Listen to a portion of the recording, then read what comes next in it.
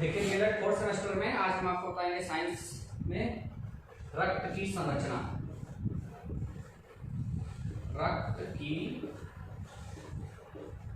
संरचना के बारे में कल हमने आपको बताया था रक्त के बारे में, और इसमें हमने बताया था कि रक्त एक तरल संयोजी ऊतक है। सामान्यतः जो है ऊतक स्थिर होते हैं, वह ठोस अवस्था में पाए जाते हैं, लेकिन रक्त एक ऐसा ऊतक है जो द्रव अवस्था में पाया जाता है और गतिशील होता है। इसमें हमने एक बात और आपको बताया था, एक स्वस्थ मनुष्य के शरीर में लगभग 6 लीटर रक्त होता है। 6 लीटर। वहीं महिलाओं में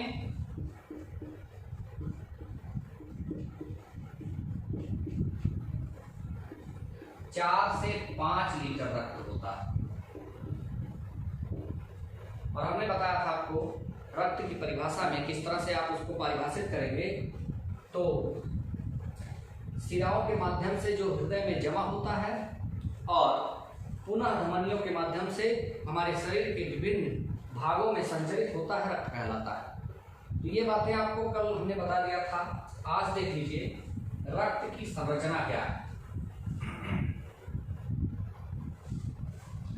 देखिए सूक्ष्मदर्शी से देखने पर रक्त के 2 भाग दिखाई पड़ते हैं।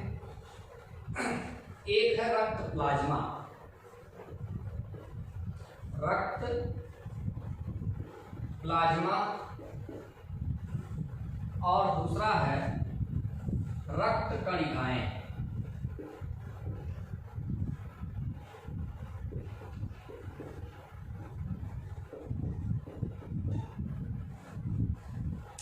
अब देखिए रक्त प्लाज्मा क्या होता है।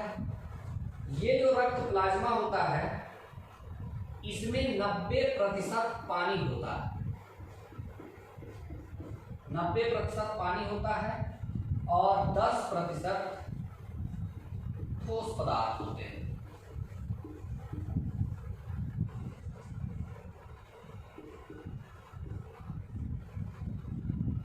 अब इस 10% ठोस पदार्थ में इसमें देखिए 2%, 8% आपका प्रोटीन होता है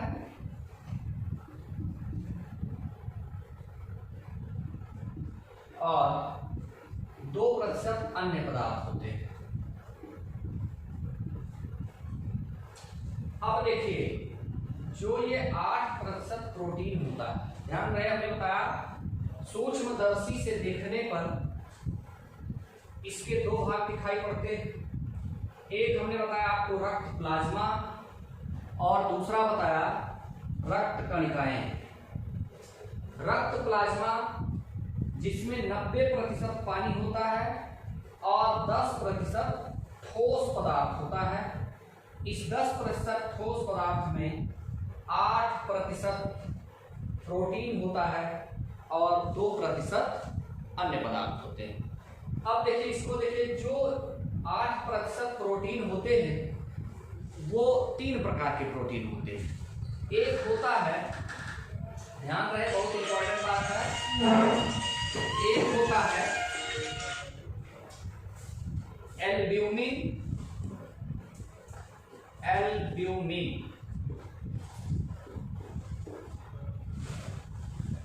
दूसरा होता है ग्लोब्यूलिन,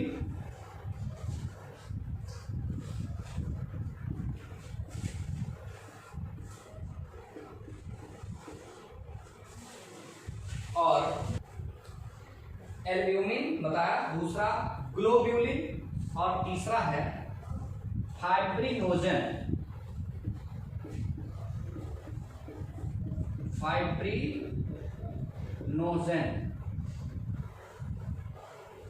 एल्ब्यूमिन क्या है? देखिए ये रक्त ये पानी की मात्रा को नियमित करता है। हमारे रक्त में जो पानी की मात्रा है इसको ये नियमित व संतुलित करता है। पानी की मात्रा को संतुलित करता है।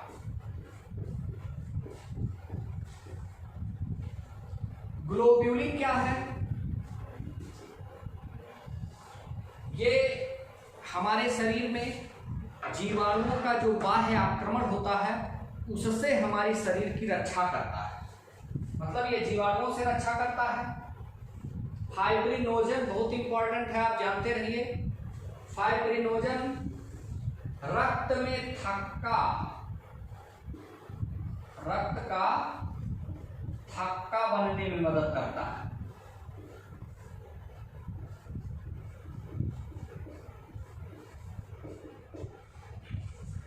यानी ये जो 3 प्रकार के प्रोटीन पाए गए इसमें एल्ब्यूमिन पानी की मात्रा को संतुलित करता है, ग्लोब्यूलिन ये हमारे शरीर में जीवाणुओं से लड़ने की क्षमता हमारे शरीर को प्रदान करता है, और फाइब्रिनोजन जो होता है वो रक्त का थक्का बनने में मदद करता है।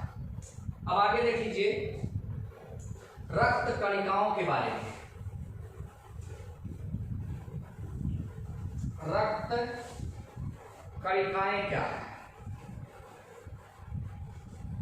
अभी आपने देखा, हमने यहां बताया था प्लाज्मा, इसके बारे में आपको पता चल गया। अब आप देख लीजिए रक्त कणिकाएं क्या है। मुख्य रूप से रक्त कणिकाएं 3 प्रकार की होती हैं। एक है आरबीसी, ध्यान रहे बहुत इंपॉर्टेंट है। दूसरा है डब्ल्यूबीसी और तीसरा है प्लेटलेट्स।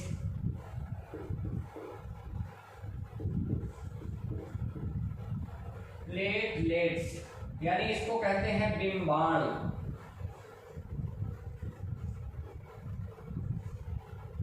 बिंबाणु। आरबीसी क्या है?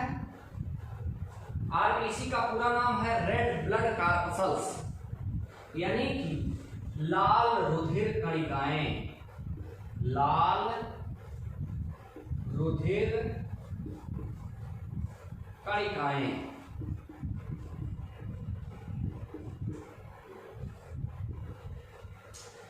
अब देखिए डब्ल्यूबीसी क्या है? ये व्हाइट ब्लड कार्पसल्स यानी श्वेत रुधिर कणिकाएं, इसको कहते हैं श्वेत रुधिर कणिकाएं। लाल रुधिर कणिकाएं, श्वेत रुधिर कणिकाएं और प्लेटलेट्स यानी कि बिंबाणु। अब देखिए आरबीसी क्या है? 3-4 पॉइंट आपको जानने हैं। आरबीसी क्या है? सबसे पहले ये पूछा जाता है आरबीसी कहां बनता है, डब्ल्यूबीसी कहां बनता है, बहुत बार क्वेश्चन ये पूछा जाता है। ध्यान रहे कि आरबीसी या लाल रुधिर कणिकाएं अस्थि मज्जा में बनती है। अस्थि मज्जा, अस्थि मज्जा में बनती है। दूसरी बात, अब देखिए कुछ कंडीशन होते हैं, आपको कहीं कहीं किताबों में मिल जाएगा कि प्लीहा में बनती है, तो आप ध्यान रहे कि यह अस्थि मज्जा में बनती है। और इसमें जानने की बात क्या है, कहाँ कंफ्यूजन होता है, प्लीहा में कहाँ होगा? जब बच्चा माँ के गर्भ में होता है, जब बच्चा माँ के गर्भ में होता है तब जो है इस आरबीसी में, आरबीसी का निर्माण प्लीहा में होता है। ध्यान रहे, सामान्य ढंग से अगर पूछा जाए क्वेश्चन कि एक मनुष्य में, एक व्यक्ति में लाल रुधिर कणिकाएं कहाँ बनती हैं, तो बताएंगे उसके अस्थि मज्जा में बनती हैं। और विशेषकर बताइएगा सबसे ज्यादा रीढ़ की अस्थि मज्जा में बनती है, रीढ़ की। और जब बच्चा मां के गर्भ में होता है तो आरबीसी का निर्माण प्लीहा में होता है। लिख लीजिएगा, गर्भ में होता है तो इसका निर्माण प्लीहा में होता है। ये अगली बात, इसका जीवन काल कितना होता है? ध्यान रहे, बहुत बार क्वेश्चन पूछा गया है। आरबीसी का जीवन काल 90 से 120 दिन होता है। और ये 120 दिन जरूर याद रखिएगा। कभी कभी ऑप्शन में क्वेश्चन आता है तो उसमें 90 नहीं होगा, 95 नहीं होगा, उसमें 120 दिन अगर मिलता है तो सबसे पहले आप लगाइएगा 120 दिन। तो इसका जीवन काल 120 दिन होता है। अगली बात है, इसका नाम है लाल रुधिर कणिका, यानी ये लाल होता है। इसका रंग कैसा होता है? लाल। क्यों? क्योंकि इसमें हीमोग्लोबिन पाया जाता है। ध्यान रहे, इसमें हीमोग्लोबिन पाया जाता है।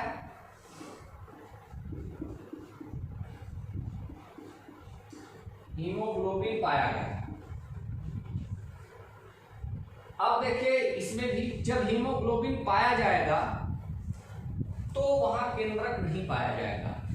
यानी अगर हीमोग्लोबिन शुरुआत में क्या होता है, जब आरबीसी का निर्माण शुरू में होता है, यानी आरबीसी के निर्माण की प्रारंभिक अवस्था में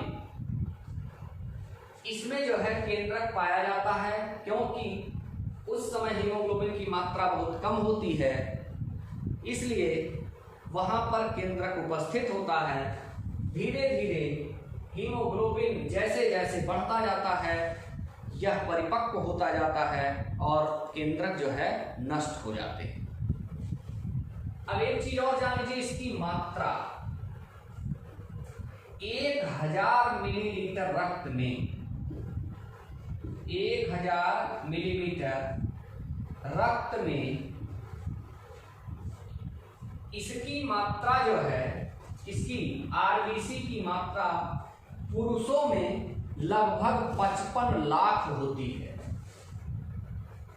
55 लाख, यानी एक बूंद, लगभग एक बूंद रक्त में इस पुरुषों में आरबीसी की मात्रा लगभग 55 लाख होती है।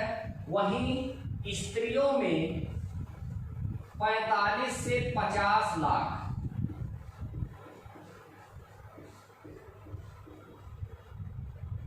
महिलाओं में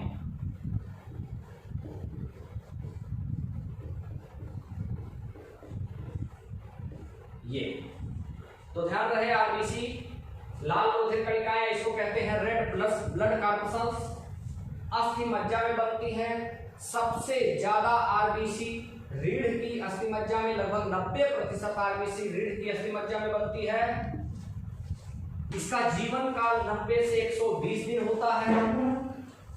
इसमें हीमोग्लोबिन पाया जाता है, इसलिए इसका जो है कलर लाल होता है।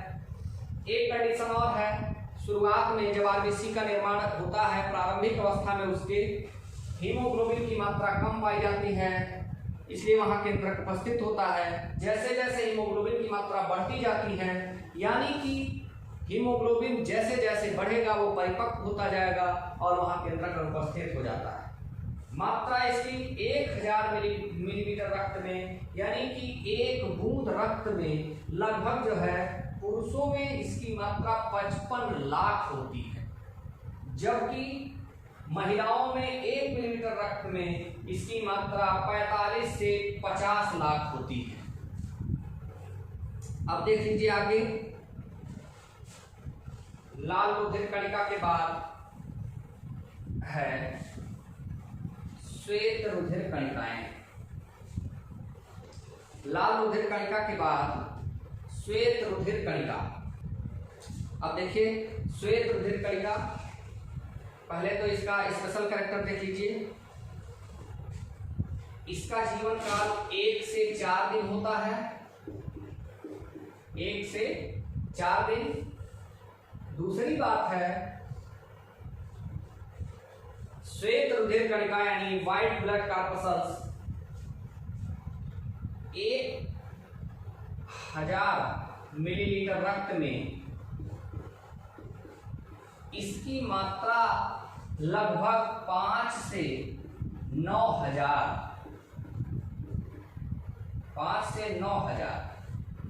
होती है। अगली बात, इसमें हीमोग्लोबिन नहीं पाया जाता। अगर हीमोग्लोबिन पाया जाता तो इसका रक्त भी लाल, इसका रंग भी लाल होता। इसमें हीमोग्लोबिन नहीं पाया जाता, यानी कि जब हीमोग्लोबिन नहीं पाया जाएगा तो निश्चित रूप से इसमें केंद्रक उपस्थित होगा। तो लिखेंगे हीमोग्लोबिन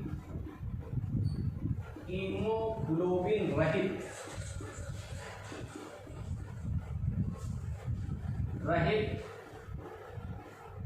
और यहां लिखेंगे केंद्रक युक्त, यानी इसमें केंद्रक पाया जाता है। और सबसे इंपॉर्टेंट बात, ये कहां बनता है तो आप बता दीजिएगा अगर क्वेश्चन आता है तो। इसका निर्माण प्लीहा में होता है। प्लीहा, इसका निर्माण प्लीहा में होता है। अब देखिए WBC दो प्रकार के होते हैं। एक है ग्रेन्युलोसाइट कणिकामय, ग्रेन्युलोसाइट,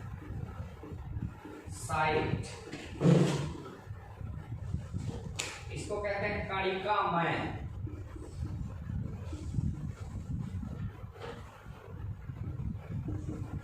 और दूसरा है एग्रेन्युलोसाइट।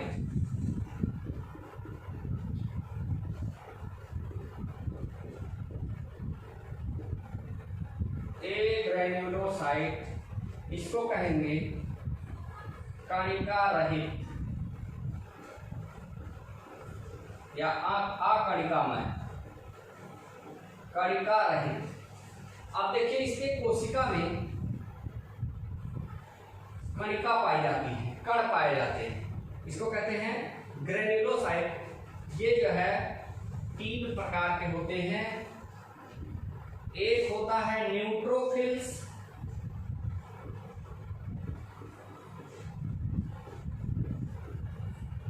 न्यूट्रोफिल्स, दूसरा होता है वेसोफिल्स, वेसोफिल्स, और तीसरा होता है इओसिनोफिल्स, इओसिनोफिल्स। इसी प्रकार एग्रेन्युलोसाइट ये 2 प्रकार का होता है। एक होता है मोनोसाइट,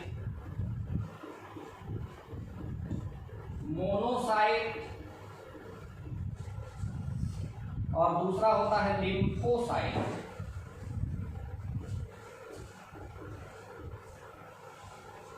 मोनोसाइट और लिम्फोसाइट। अब आप देखिए ग्रेन्युलोसाइट यानी कि कणिकामय, कणिकामय WBC जो होता है, इसका जो पहला प्रकार है न्यूट्रोफिल्स। न्यूट्रोफिल्स ये आपका हमलावर होता है, यानी हमला करने वाले जीवाणुओं पर यह खुद ही हमला कर देता है और उसको भगा देता है। यानी ये हमलावर होता है, हमला करने वाले बाह्य जीवाणुओं पर ये हमला बोल देता है, यानी उसको मार गिराता है, उसको अपनी गिरफ्त में ले लेता है। वेसोफिल्स यह थक्कारोधी तरल है, थक्कारोधी तरल, यानी ध्यान रहे हमने बताया था फाइब्रिनोजन, और यहां बताया आपको वेसोफिल्स थक्कारोधी। जो फाइब्रिनोजन था वो रक्त में थक्का बनने में रक्त की मदद करता था, लेकिन वेसोफिल्स जो होता है ये थक्कारोधी है। यह हमारे जो धमनियां हैं, हमारी कोशिकाएं जो हैं, उसमें रक्त का थक्का बनने से रोकती है। अगर रक्त का थक्का उसमें बन जाएंगी तो रक्त का प्रवाह अवरुद्ध हो जाएगा, और जब रक्त का प्रवाह अवरुद्ध हो जाएगा तो क्या होगा, हमारी मृत्यु हो जाएगी। इसलिए इसका बहुत इंपॉर्टेंट रोल है वेसोफिल्स का। यह थक्का रोधी तरल है, या हेपैरिन का स्राव करती है। हेपैरिन जो है थक्कारोधी तरल होता है जो हमारी कोशिकाओं में रक्त को जमने से रोकती है। अब देखिए इओसिनोफिल्स। इओसिनोफिल्स यह एलर्जी प्रतिरक्षा की भूमिका अदा करती है, मतलब यह हमारे शरीर को एलर्जी से बचाती है। अब आप देखेंगे ए ग्रैन्युलोसाइट में हमने बताया पहला ये मोनोसाइट। मोनोसाइट क्या होता है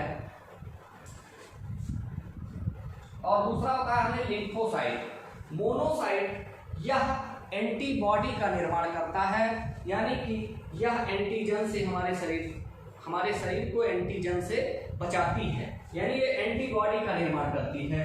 जबकि लिम्फोसाइट यह बाह्य जीवाणुओं से हमारे शरीर की रक्षा करती है। अब इसके बाद हम आपको बताएंगे, इसके बाद ये अब जो है आपका है प्लेटलेट्स। प्लेटलेट्स में क्या है, इसमें दो तीन चीजें हैं इंपॉर्टेंट, जान लीजिए। पहली बात तो यह छोटे होते हैं और गोलाकार होते हैं, अंडाकार होते हैं कह सकते हैं। इसमें नाभिक नहीं होता है, नाभिक नहीं होता। अगली बात है इसकी मात्रा देख लीजिए, लगभग 1000 मिलीलीटर रक्त में इसकी मात्रा लगभग 2.5 लाख।